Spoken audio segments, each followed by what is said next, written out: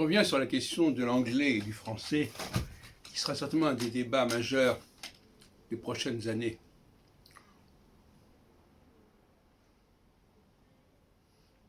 J'ai une formule qui me paraît assez cinglante et assez amusante, que je vous donnerai en anglais pour commencer.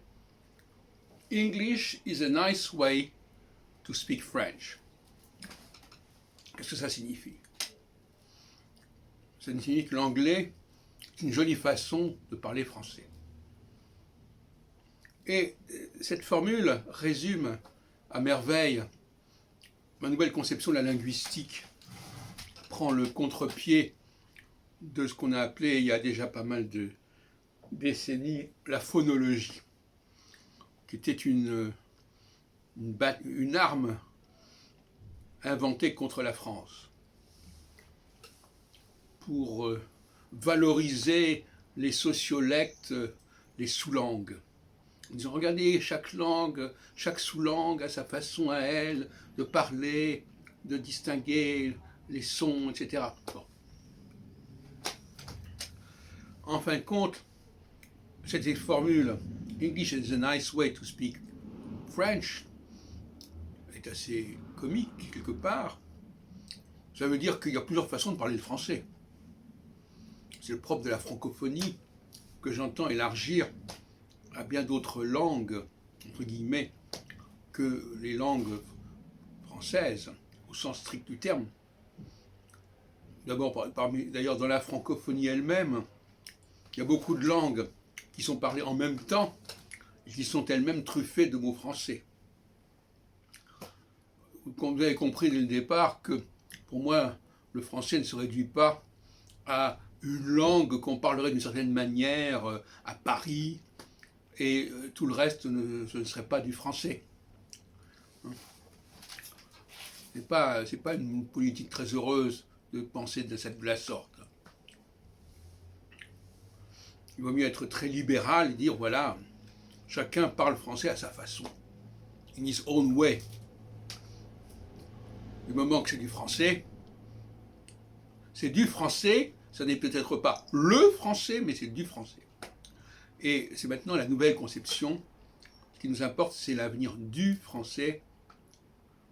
Alors, c'est amusant parce qu'en français, le mot, la forme génitive est un peu ambiguë.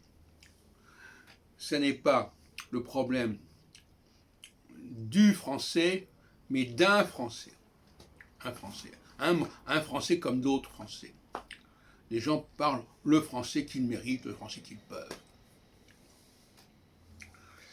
Et donc, au lieu de parler du français, on parlera d'une myriade, d'une galaxie de français.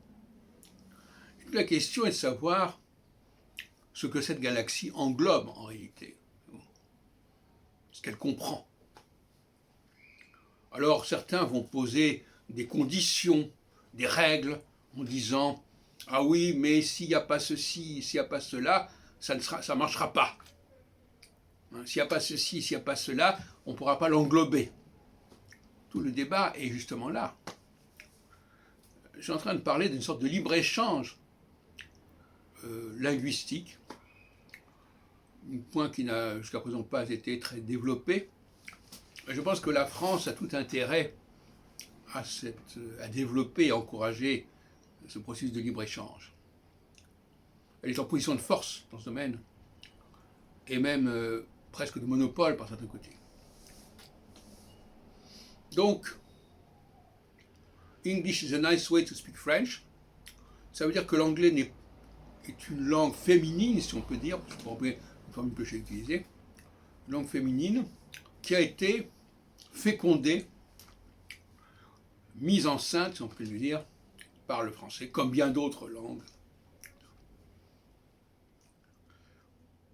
Je répète que l'important, ce sont les mots français et les mots écrits du français. Parce que, je dis les mots écrits parce qu'il y a plusieurs façons de les prononcer. Plusieurs façons, de même que la Bible est un écrit, il y a plusieurs façons de l'interpréter. Et d'ailleurs, même les mots eux-mêmes, non seulement il y a une façon de les prononcer, mais il y a une façon de les comprendre, de les utiliser. dans quel cadre grammatical. Alors c'est pas parce qu'on va utiliser quelques pronoms personnels locaux que ça sera plus du français. Ce sera du français modulé à la manière ceci ou à la manière cela, à la manière anglaise, à la manière machin truc, etc. Ce sera toujours du français. Le débat est là. Maintenant, la question c'est pourquoi certains Français n'accepteraient pas cette position qui paraît avantageuse pour la France au minimum. Parce qu'on leur a mis dans la tête un certain nombre de choses. Ils ont une sorte de complexe d'infériorité, complètement infondé d'ailleurs, ou qui n'est fondé que sur des apparences.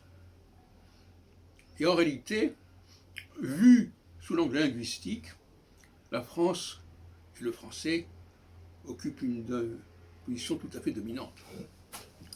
À suivre.